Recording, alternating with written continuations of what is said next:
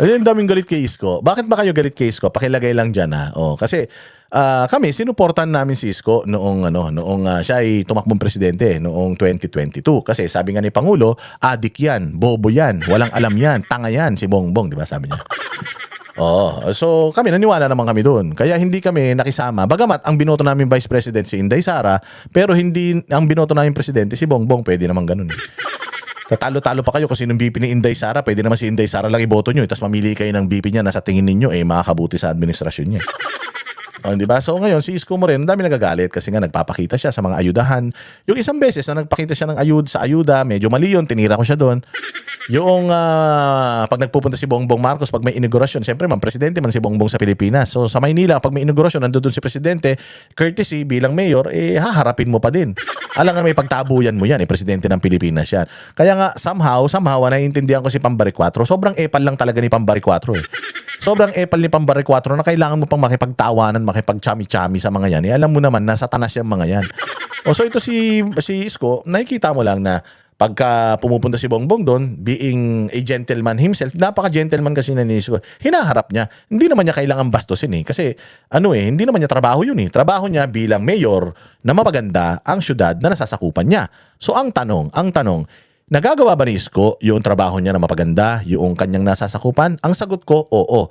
Ngayon, yung kanyang pag-asikaso kay Bongbong pag nandiyan, I think courtesy ang tawag doon. Hindi mo naman kasi talaga dapat bastusin. Remember, in-interview namin nung nakaraan si Toby Chanco. Alam namin si Toby Chanco, maka-Marcos yan. Gigil na gigil kami kay Marcos. Alam niyo yan. Pero nakita niyo how we handled yung si Toby Chanco na kahit na nakikita na namin na talagang iniiwas niya kay Bongbong Marcos o talagang makabongbong siya, hindi namin siya binastos. Courtesy kasi guest namin siya. Ganun din si Isko. Pag nagpunta si Bongbong dyan, naman sila, mga matitinong tao naman sila, hindi nila dapat bastusin. Di ba?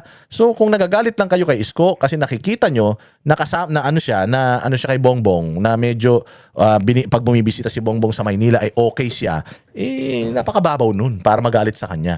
Ngayon may nagsasabi pa na akala ko ba sisingilin mo si Bongbong sa kanyang mga utang sa Pilipinas? Hindi naman niya trabaho bilang mayor ngayon na singilin si Bongbong. Di ba? Trabaho naman niya ng presidente ng Pilipinas. Kung naging presidente siguro ito si Isko, malamang siningil niya yan. Pero hindi. Gets nyo? Sisingilin niya. Kung nanalo siya, natalo siya, mayor siya ng Maynila. Trabaho ba ng mayor na singilin yung tax na hindi binabayaran ng presidente? Siyempre hindi. Lawakan ninyo yung pag-iisip niyo. Hindi porket nakikita nyo kasama, alyado na. Pwedeng ginagampanan lang niya yung trabaho niya. Basta ito lang, pagdating kay Isko Moreno, isa lang ang tanong, nagiging mabuti, magaling ba siyang mayor sa Maynila? Ibinabalik ba niya yung dating Maynila na sinira ni Hani Lacuna? Ang sagot ko doon, oo. Pero nung nakaraan sa ayudahan, nandoon siya, yun yung ayaw ko. Kasi nga, bawal sa ayudahan yung mga politiko. So tinira natin siya doon. Pero sa pagdating sa mga ibang bagay, I believe, giving him the benefit of the doubt, if you're gonna look at Manila now compared sa Manila a few years back, malayo, ang ganda na ulit at may disiplina na ulit, bumabalik na ulit paunti-unti. Yung disiplina sa Maynila, bumabalik na ulit yung ganda ng Maynila na sinira ni Hani Lacuna. So ito, meron siyang programa, libreng sakay. Alam mo, ito, sampal ito sa gobyerno. Sa totoo lang, itong libreng sakay ni Isko Moreno, sampal ito sa gobyerno. Why? Sabi ko naman sa inyo, kapag ikaw ay mayor, executive ang mayor. Kaya niyang gumawa ng mga bagay ng kahit na walang utos ng Kongreso, walang utos ng Senado, walang utos ng Presidente. On his own, dahil nga local government unit, local government, siya ang executive ng Maynila, kaya niyang magpasa ng mga ordinansa, ng mga espesyal na mga batas para lang sa kanilang syudad. Kasama ang city council, yung mga konsehal, nakakagawa sila ng sarili nilang diskarte. Saan kukunin yung pera, bahala sila. Basta magawa yung proyekto.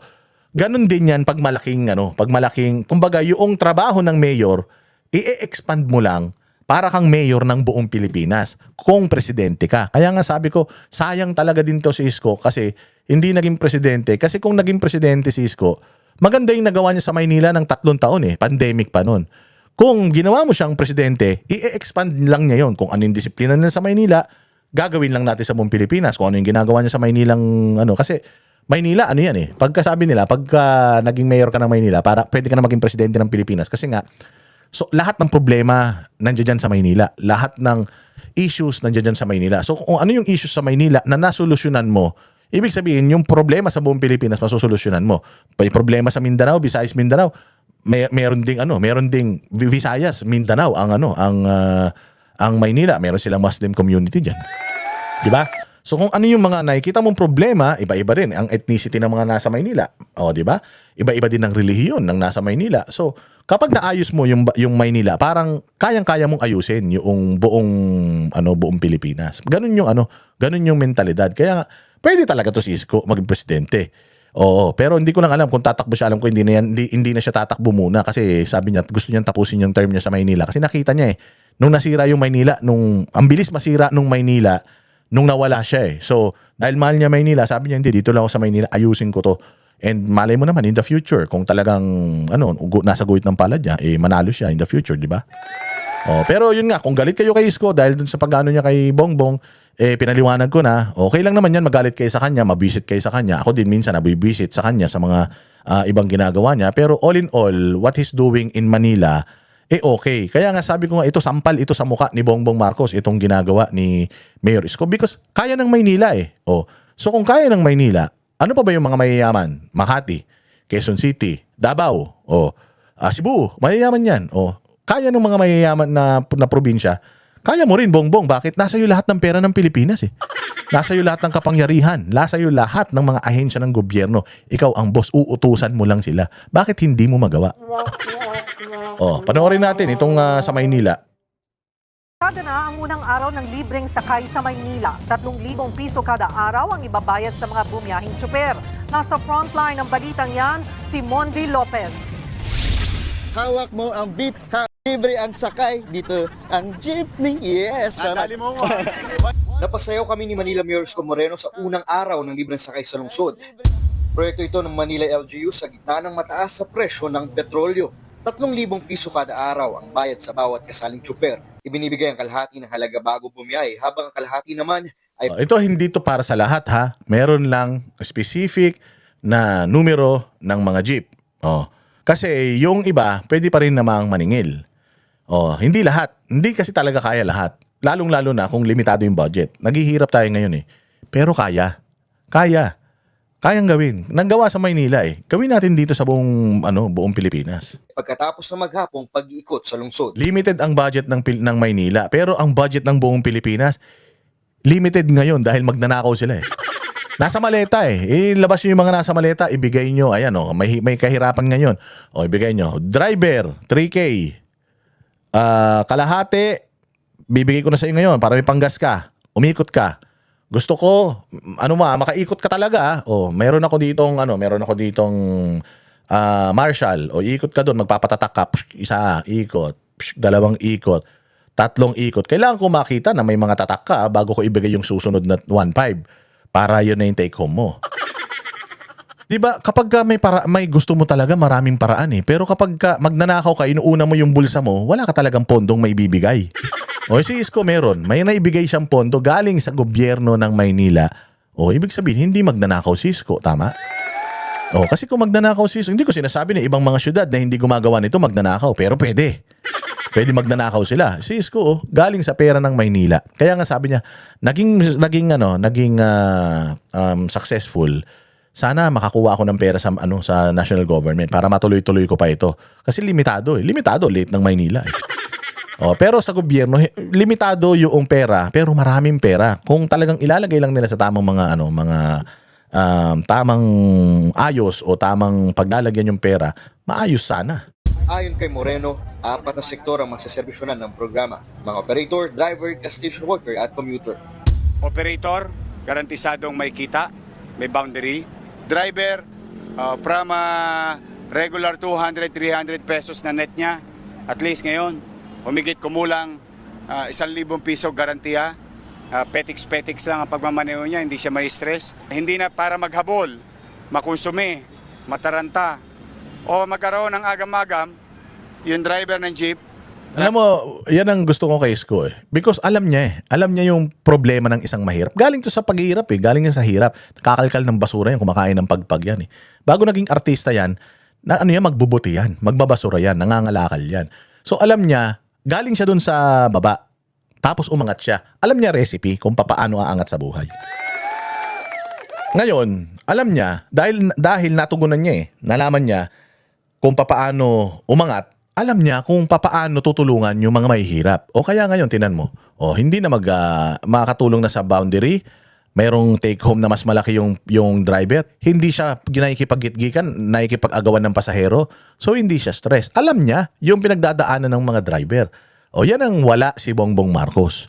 Si Bongbong Marcos, anak mayaman, bilyonaryo, kaya nga sabi ni Pangulong Duterte noon, spoiled yan Walang alam yan, hindi yan nagdaan sa hirap, hindi yan nagkaroon ng problema sa buhay, hindi na problema pambayad ng kuryente yan, hindi na problema ng pambayad ng matrikula, hindi na mag-aral yung buwis na yan, hindi naman hindi naman na problema yan sa panggasolina, hindi na problema ng kakainin, hindi na problema ng mayroon ba akong may pamasahe pa ba ako bukas?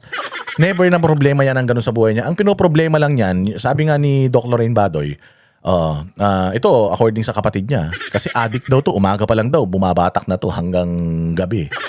Ang isang addict, mga bossing, ang iniisip lang niyan, ang iniisip ng addict kung ilan ang babatakin niya ngayon. Pagising niyan, ang iniisip niyan, babatak. Bago matulog yan, iniisip na niyan kung anong oras siya gigising para bumatak. Ganun lang. Oo, yan lang ang problema ng mga alta de sosyedad, ng mga mayayaman ng mga Pilipino. Yan lang ang problema nila, sabi ko sa inyo. Ito pangalan nito, si Isko Moreno, naranasan niya yan yung hirap, naranasan niya yung maging nagpapadyak, naranasan niya yung nagtutulak ng kariton, lahat naranasan niya, mga bossy. So, alam niya kung papaano solusyonan yung problema na hindi kaya ni Bongbong. Yung isip nito ni Isko ngayon, dyan sa Maynila, hindi maiisip ni Bongbong yan sa buong, kahit nga sa probinsya niya, hindi niya naisip yan O sa buong Pilipinas pa kaya. Magagalit ka kay Bongbong. Kasi kahit nasa loob, nasa labas, visit ka pa rin. Kasi wala nga talagang alam Walang ganitong klase ng problem solving si Bongbong. Makipag-agawan ba sa pasahero? Pag nakita mo, relax na kanina, umaga, nakita mo yung pila, ang ganda. Walang nagnyanyangan o harabas. Pansin ninyo. So safe for everyone. Halos 1,500 public utility jeepney ang kasali para sa 5 araw na libreng sakay. Kailangan lang hanapin ng mga jeep na may karatulang libreng sakay para matiyak na bumabiyaya ang mga tsuper at may kasama silang tauhan ng Manila Traffic and Parking Bureau. Hanggang nitong 2:30 p.m., higit 60,000 na pasahero na ang serbisyuhan. Ayon kay Moreno, 20 million pesos ang inilaang pondo para sa programa. Kapag naging successful, malay ninyo, makaharbat ako. Manghihingi tayo sa national government if kung meron pa. Diba? If kung meron pa. Alam din ni Isko inubos na nila talaga yung pera Inubos na nila Chua, nila Abante. Tek yan. Yan na ngayon, mga trabaho ng mga congressman. Mga congressman, meron kayong pera, ibigay nyo na kay Isko para gumana to. Bibili nyo relo? Magkano lang 20 million. 20 million kailangan para sa 6 na araw na libreng sakay. Isang relo lang ni Abante yun. Magkano yung relo ni Abante noong nakaraan? 25 million. Bante, baka naman, benta mo na yan, tapos i-donate mo na kay Isko para meron kayong pamprograma dyan sa Maynila. Baka lang hindi naman makapalang mukha mo. Nang pinuri ni Executive Secretary Ralph Recto ang inisyatibong ito ng Manila LGU. Magandang halimbawa raw ito ng bayanihan at malasakit sa panahong ramdam ng publiko ang taas presyo ng krudo. Maraming salamat po. Yes. Baka naman. Diba pabiro-biro lang si Isko kay Recto nagpasalamat ka Recto sa ginawa ko. Bigyan mo akong pera. Bigyan mo akong pera para may ko na. Hindi yung ayuda. Mahirap yun yung ayuda lang, ayuda. Ito yung sinasabi ko na maganda kay Isko. Kasi magbibigay siya pero kailangan magtrabaho ka.